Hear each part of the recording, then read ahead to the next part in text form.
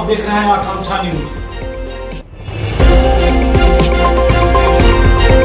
आइए आपको गया की ताजी खबरें दिखाते हैं। राष्ट्रीय लोक मोर्चा के द्वारा गयाजी के ऐतिहासिक गांधी मैदान में 29 जून को हुआ संवैधानिक अधिकार परिसीमन सुधार महारैली का आयोजन। द्वीप प्रज्वलित कर उपेंद्र कुशवाहा ने किया रैली का उद्घाटन। हजारों की संख्या में जुटे कार्यकर्ता। राष्ट्रीय लोक मोर्चा के द्वारा गयाजी के ऐतिहासिक गांधी मैदान में 29 जून को आयोजित संवैधानिक अधिकार परिसीमन सुधार महारैली का उद्घाटन राष्ट्रीय लोक मोर्चा के राष्ट्रीय अध्यक्ष सह राज्यसभा सांसद उपेंद्र कुशवाहा ने द्वीप प्रज्वलित कर किया। इस अवसर पर आयोजित समारोह को संबोधित करते हुए श्री कुशवाहा ने संवैधानिक अधिकार परिसीमन सुधार के संबंध में विस्तार से बताया। उन्होंने कहा कि राष्ट्रीय लोक मोर्चा के निर्णय के अनुसार संवैधानिक अधिकार परिसीमन सुधार जागरूकता रैली करने का निर्णय लिया है। इसी कड़ी में 29 जून को मगध क्षेत्र के गयाजी के गांधी मैदान में संवैधानिक अधिकार परिसीमन सुधार जागरूकता रैली के माध्यम से लोगों को इस एजेंडा से अवगत कराने यहां आए हैं। श्री कुशवाहा ने परिसीमन का मतलब बताया और कहा कि इससे लोकसभा और विधानसभा क्षेत्रों की संख्या बढ़ेगी। उन्होंने कहा कि संविधान में उल्लेख है कि हर 10 साल पर जनगणना होगी। जनगणना के उपरांत आबादी के अनुसार लोकसभा और विधानसभा क्षेत्र की संख्या बढ़ेगी, परंतु 1971 के बाद यह नहीं हो रहा है। उन्होंने कहा कि इसी संवैधानिक अधिकार को पुनः लागू करने के लिए पूरे बिहार में जागरूकता रैली आयोजित किया जा रहा है।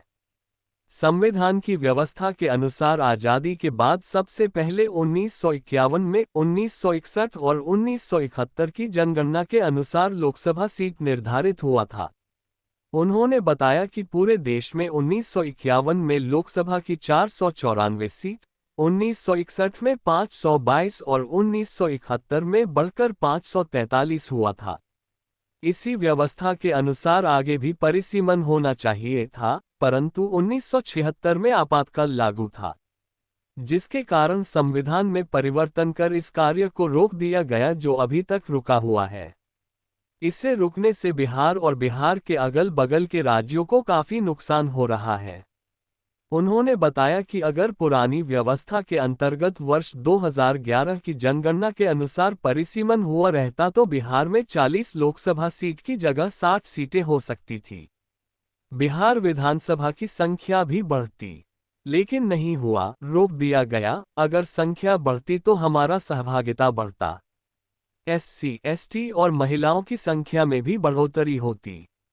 उन्होंने कहा कि यह 50 साल से रुका हुआ है, इससे बिहार को बहुत बड़ा नुकसान हो रहा है।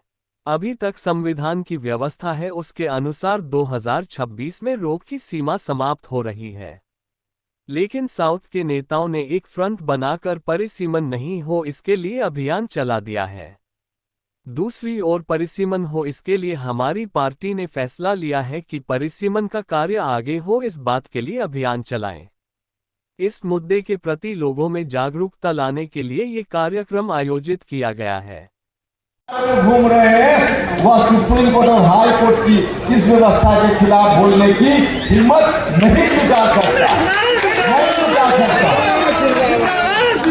तो इसलिए ऐसी बात हम करते रहे और इसलिए हम आपसे कहना चाहते हैं, हम परिसीमन का विषय हमने उठाया है, इस पर बोलेंगे, लेकिन इसके पहले मैं आपको बताना चाहता हूं कि हमारी पार्टी को यह सौभाग्य प्राप्त है, जिन मुद्दों का उठाने का काम हम लोग आज भी कर रहे हैं, पहले भी हमने किया है।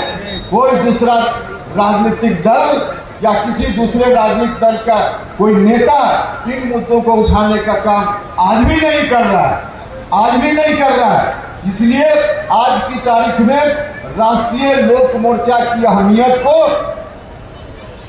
दुनिया की कोई ताकत नकार नहीं सकती है, अस्वीकार नहीं कर सकती है। अगर राष्ट्रीय लोक मोर्चा की उपस्थिति बिहार की राजनीति में नहीं हुई होती, पहले राष्ट्रीय लोक समता पार्टी के रूप में आपके स्नेह प्यार की बदौलत हमारी उपस्थिति हुआ करती थी।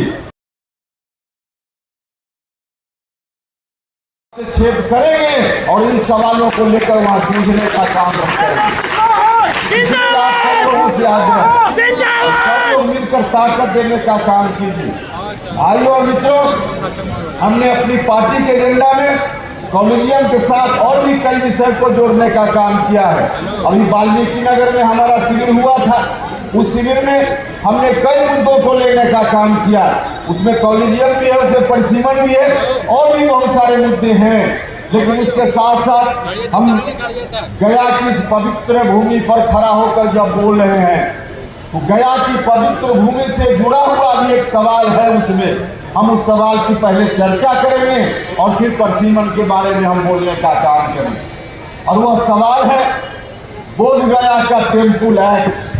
बोध गया का टेम्पल एक्ट, बोध गया में जो टेम्पल है, मंदिर है, उस मंदिर के बारे में राज्य की सरकार का कानून है, 1949 का कानून है। उस कानून के अनुसार बोध गया टेम्पल में जो प्रबंधन समिति है, उस वक्त जब कानून बना कांग्रेसी राज में, उस कानून में यह बात लिखी गई कि उस टेम्पल में 4 लोग हिंदू धर्म के होंगे मेंबर, 4 लोग बौद्ध धर्म के मेंबर होंगे और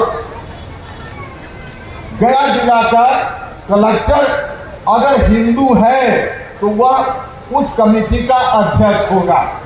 मतलब 9 व्यक्ति की कमेटी, जिसमें सामान्य तौर पे कलेक्टर तो हिंदू ही हुआ करते हैं, कभी कभी कोई दूसरा धर्म का आ जाता है, तो कलेक्टर भी हिंदू और बाकी 4 लोग हिंदू और बौद्ध धर्म के लोग सिर्फ 4।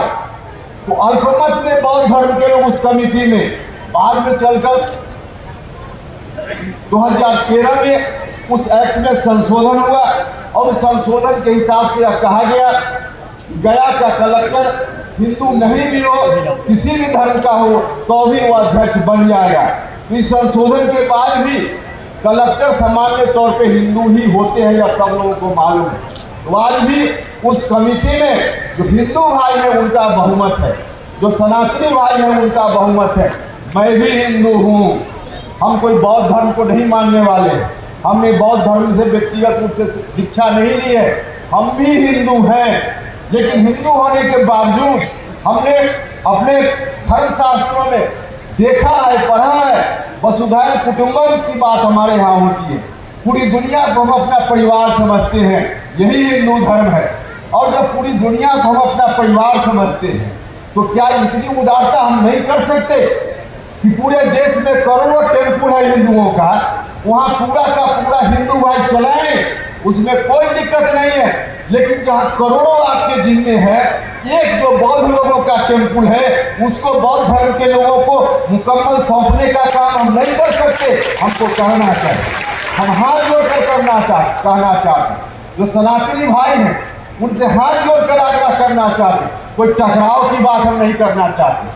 हम कहना चाहते हैं कि उदारता, इतनी उदारता का परिचय तो हम लोगों को देना ही चाहिए। हमारे पूर्वजों ने कितनी उदारता का परिचय दिया है, इतनी उदारता का परिचय देना चाहिए। और हम सब लोगों को मिलकर कहना चाहिए राज्य की सरकार से कि राज्य की सरकार बोध गया टेम्पल एक्ट में संशोधन करे और पूरे के पूरे तौर पे प्रबंधन कमेटी को बौद्ध लोगों के हाथ में सौंप देने का काम करे। हम सब लोगों को कहना चाहिए। बिहार, उत्तर प्रदेश जैसा राज्य, इन लोगों ने अपनी आबादी बढ़ाई, भारत सरकार की जो जनसंख्या नियंत्रण नीति है उसको मानने का काम नहीं किया, उन लोगों का यह तर्क है। लेकिन मैं आपको बताना चाहता हूँ उनका यह तर्क सरासर गलत है, दिग्भ्रमित करने वाला तर्क है यह। इस देश में 1881 में पहली बार जनगणना की शुरुआत की। 1881 से लेकर देश की आज़ादी के समय तक लगभग 150 साल, उन 150 सालों में हमारी आबादी नहीं बढ़ी बल्कि पहले से कम हो गई। लेकिन दक्षिण के राज्यों की आबादी उस वक्त काफ़ी बढ़ी। इसलिए कम हुई हमारी आबादी कि अंग्रेजों के शोषण के सबसे ज़्यादा शिकार हम लोग हुए। अंग्रेजों से लड़ने का काम सबसे ज़्यादा हिंदी बेल्ट के राज्यों ने किया और महामारी के शिकार हम हुए, हम अकाल के शिकार हम हुए, हर तरह से हम शिकार हुए, जिसका नतीजा हुआ कि हमारी आबादी उस वक्त नहीं बढ़ी। लेकिन उनकी आबादी उस समय बहुत बढ़ी, लगभग 3 गुनी आबादी उनकी हो गई। 1881 और देश की आज़ादी के समय का हम आंकड़ा लेकर, तो उनकी आबादी बढ़ी और उस आबादी का आंकड़ा के रूप में अगर देखना चाहते हैं तो 1881 में देश में जितनी आबादी है उसमें 22% शेयर होता था दक्षिण के राज्यों का, लेकिन आज़ादी के समय यह बढ़कर के 26% उनकी आबादी हो गई, देश की आबादी में उनकी हिस्सेदारी। और 1971 में भी 25% उनकी आबादी, मतलब पहले से उनकी आबादी बढ़ी और हमारी आबादी नहीं बढ़ी। तो हमारी आबादी जब नहीं बढ़ी और उनकी आबादी बढ़ी तो उस समय परिसीमन उनके लिए ठीक था। 1951 में परिसीमन हुआ, उस समय एतराज नहीं। उसके बाद 61 में परिसीमन हुआ तो उनकी ओर से एतराज नहीं, क्योंकि उनकी आबादी ज़्यादा थी, उसका लाभ उनको मिल रहा था। 71 में भी एतराज नहीं क्योंकि उनकी आबादी उस समय बढ़ी हुई थी, उसका लाभ मिल रहा था। जब उनकी आबादी कम होने लगी, हमारी आबादी उस समय कम थी। ठीक है कि आज हमारी आबादी बढ़ी है, आज जब हमारी आबादी बढ़ी है तब उनका एतराज हो रहा है। जब उनकी आबादी बढ़ी थी और उसका लाभ उनको मिला था तब उनको एतराज नहीं था, इसलिए हम कहना चाहते हैं कि इनकी ओर से जो प्रचारित किया जा रहा है आबादी बढ़ाने का काम, कोई भी परिवार यह सोच कर नहीं करता है कि हमारे परिवार में किसी बच्चा का जन्म होगा तो इससे हमारे यहाँ लोकसभा क्षेत्रों की संख्या बढ़ जाएगी, यह मान करके किसी परिवार के सदस्यों, कोई भी व्यक्ति अपने परिवार के सदस्य की संख्या नहीं बढ़ाता। यह तो कार्यक्रम है, उस कार्यक्रम से भी आबादी पर असर नहीं पड़ता है। आबादी बढ़ाने का काम या नियंत्रित करने का काम तो लोगों के अंदर यह समझ आएगी कि हमको आबादी नहीं बढ़ानी चाहिए, हमको 2 बच्चा चाहिए, 3 बच्चा चाहिए। सरकार के कार्यक्रम से नहीं हो सकता। लोगों के अंदर यह समझ होगी तब जाकर लोग समझेंगे कि आबादी पर नियंत्रण हमको करना चाहिए। और कब लोग समझेंगे? जब पढ़ाई लिखाई हमारे यहाँ भी ठीक ठाक ढंग से लोगों की होगी। हुआ है, दक्षिण के राज्यों की पढ़ाई लिखाई उस समय से ज़्यादा बेहतर हुई, इसलिए उनके अंदर यह समझ आई। हमारे यहाँ पढ़ाई लिखाई का अवसर बाद में आया, इसके लिए हम लोग दोषी नहीं है, बाद में आया। और जब पढ़ाई लिखाई का दौर अब चला है तो हमारे यहाँ का आंकड़ा है, बिहार का आंकड़ा है, तो कोई महिला, कोई लड़की जो मैट्रिक पास बनने के बाद मां बनती है तो उसका प्रजनन दर कम होता है। इंटर पास करने के बाद मां बनती है, प्रजनन दर कम होता है। तो पढ़ाई लिखाई का व्यापक प्रचार प्रसार होगा तो स्वतः हमारे यहाँ आबादी नियंत्रित होगी। सरकार के कार्यक्रम से आबादी का नियंत्रण नहीं होता। तो अब अवसर आया है, धीरे धीरे आबादी जब नियंत्रित होगी तब होगी।